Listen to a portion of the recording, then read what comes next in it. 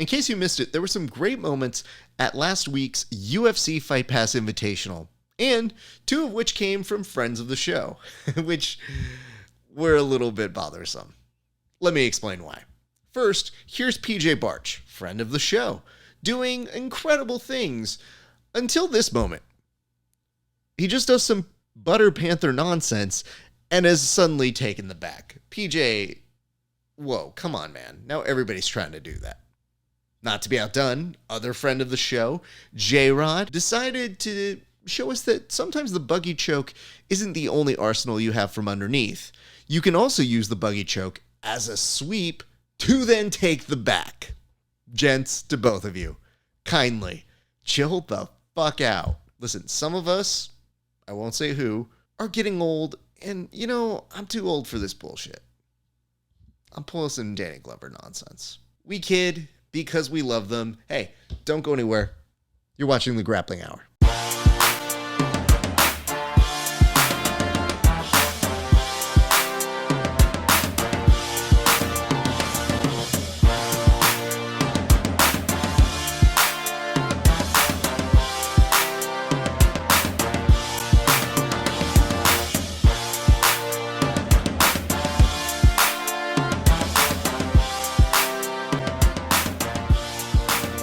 What is up, everybody? It is your friendly neighborhood BJJ podcaster, Rafa Sparza, coming to you with another great installment of the Grappling Hour. First and foremost, I have to say, welcome to the show, but if you're not a member of the Grappling Hour family, I'd really love it if you'd become one. But Raf, how do I become a member of the Grappling Hour family?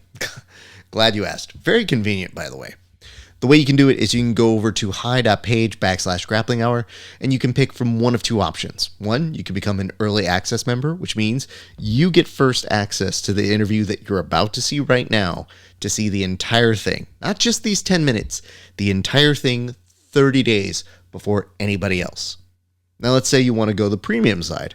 That means you get access to some of my exclusive content, meaning new episodes, meaning tape studies, meaning vlogs. You can find that behind the paywall. And of course, you can only do that by going to HY.PAGE/Grappling Hour. So that's what I got going for you guys right now. But our interview today, I've had my eye on this kid for a bit. STEVE JOACHIM, good kid, incredible competitor, very nice. And I've wanted to interview him for a little bit, but you know, it just hasn't worked out. Been waiting to see when he's going to win something. And he won something that was pretty notable because he won the Sogi Invitational, which gives him a bid to an incredible tournament that is coming up over at the Sapateiro next month. That will be early August. I think it's August 7th. Let's say that you'll see the Sapateiro Invitational. And I think he's going to be a welcome presence. We learn a lot about Steve in this interview, his origin story, how he was able to go from football to jiu-jitsu, his competitive drive, and we also talk a lot about some Grappling Hour friends in this episode. So why don't we just get straight to that interview so that you can see exactly what I'm talking about, especially with this guy's personality. And I'll warn you now, it's not like he's in character as much as he's just extremely him. And it's pretty funny. So I hope you guys like it. Check out these first 10 minutes. We always start off our episodes addressing beef. This young man was supposed to do a WWE BJJ video for us and yet could not. So before we get to any of the compliments on saying what a beast he is, how great he is at jiu-jitsu, or how even affable and likable this guy is, my question to you, Steve JOACHIM, is where the hell is your WWE BJJ video, sir? So, I'm not creative at all. And so I was down to do it. You sent me the nice text. You went, hey, we got this little WWE BJJ thing. And I watch WWE more than I watch Jiu-Jitsu. Honestly, Jiu-Jitsu is really boring. So I kind of was like, yeah, let's do it. And then you sent me the videos of other people doing them. Every single idea I had was horrible, so just kind of avoided it like I do bills and other problems, leg day, avoid them all. And just went along with my day hoping we'd still be friends. Listen, obviously your accolades bring you on this show. So it wasn't by choice. It wasn't like I sat here and thought, I want to bring you on, because I was still in the phase of being mad at you. And then you win something and I go, shit, I got to talk to him now. So we'll get to that. But I guess my question for you was, why do you, a person who's so good at the athletic part of being in jiu-jitsu, afraid of doing what is essentially just an athletic thing for a comedy bit where, again, if you look at some of the guys who are doing well at it, they're not built like you. So when they do some of the moves, they cheat it. I know you know the moves. It's just a matter of putting it to actual film, sir. Oh, I'm horrible at all the moves. I didn't have a brother or anything. I've never even tried a DDT, to be honest with you. So where, I guess, does this appreciation and love for WWE come from? Because you seem to fit the mold. You almost look like you belong more to them than you do to us. So it was kind of just me, my mom, and my sister growing up. So I kind of just watched John Cena for like how I should be as a guy. You know, hustle, loyalty, respect. I'm a bit of a jerk. But like as soon as I saw John Cena, I was just like, that's somebody I want to be like. And then I kept watching, started really falling in love with the story, everything. Like I sit down and watch that on YouTube all day long at work. Ignore people. I just watch like what happened with MJF last week. Which, by the way, I was there for live, and the pipe bomb that he did in LA, it was phenomenal. Like when I saw the pipe bomb happen live, I looked at somebody and I said, this just justified my entire ticket.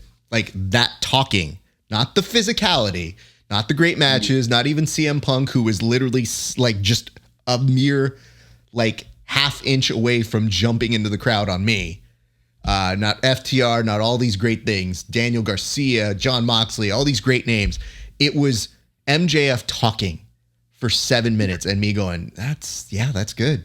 This kid's good. Good on him. They can't hold his jock, brother. They really can't. He's the best in the game. The Bid and Warn 2024 is coming. So I guess the question for you, though, is why do you like MJF? You have made a little bit of a heel turn, which your hero, John Cena, never made. So how are you justifying that you are enjoying now MJF when John Cena himself was always the good guy?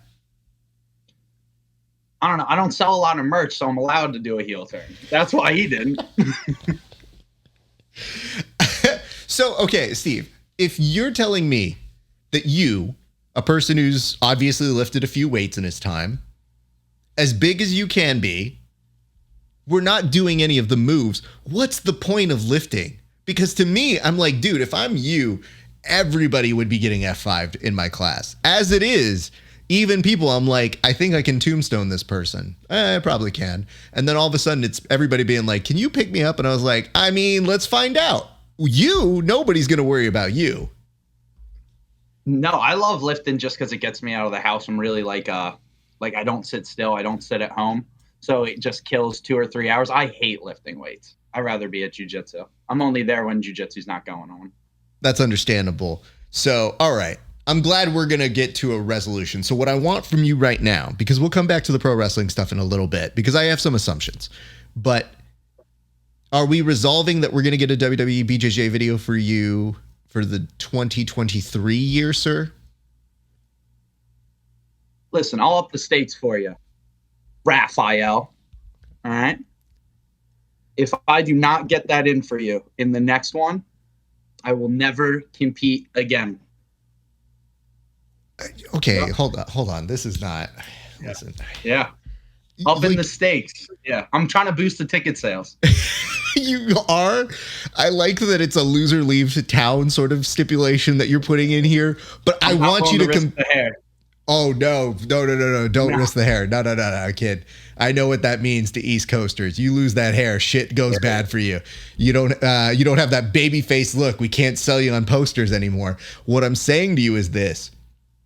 I want you to compete. So there's no actual threat to me. It's all just you saying it and then us being like, well, I guess we got to keep him accountable. He can't compete anymore. I mean, there was an ADCC. He probably would have done well at the trials, but so when I'm looking at you, I'm thinking, what's going to end up happening is this. You and I are going to run into each other at some point, and perhaps we train, but it does mean that you'll be taking all the finishing moves. So you're going to have to bump for me. I'm not taking bumps for you. That's what that means. Oh, I'm fine with that. I can bump. I can actually, I get moves done to me all the time. I just think I'll break someone's neck. So when you say that you take the bumps, what's a bump that you're taking? Like J-Rod. J-Rod always hits me with some wrestling crap his brother does. Wrestling's fake. I love it, but it's all fake, like pro and amateur. So they'll hit me with the move. I bump for them. You know what I mean? So hold on. This is a major accusation you're putting out here right now.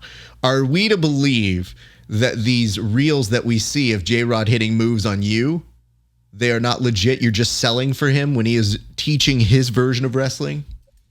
100%. 100%. No.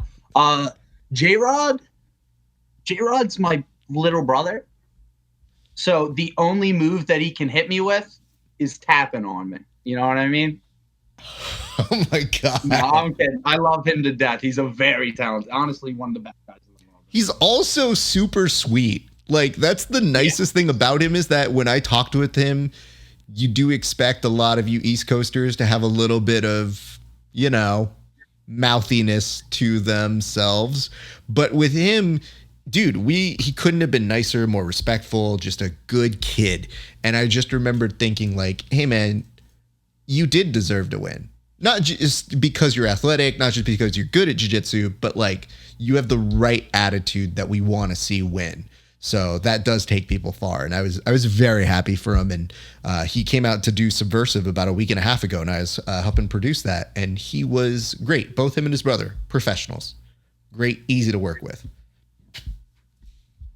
Yeah, dude. Jacobs, when he won that, man, I cried. Genuinely, I cried. I was actually at a difficult point in jiu-jitsu after Studio 84 closed, my old gym with Jay Regal Budo.